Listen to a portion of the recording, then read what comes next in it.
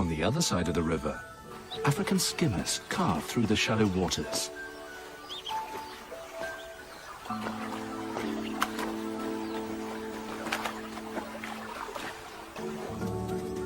Like the carmines, they nest in areas exposed by the low water levels.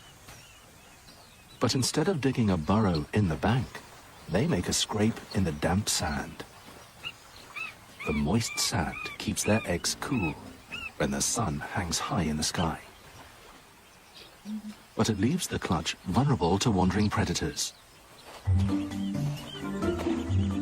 A ground hornbill is named for its habit of stalking over land in search of prey.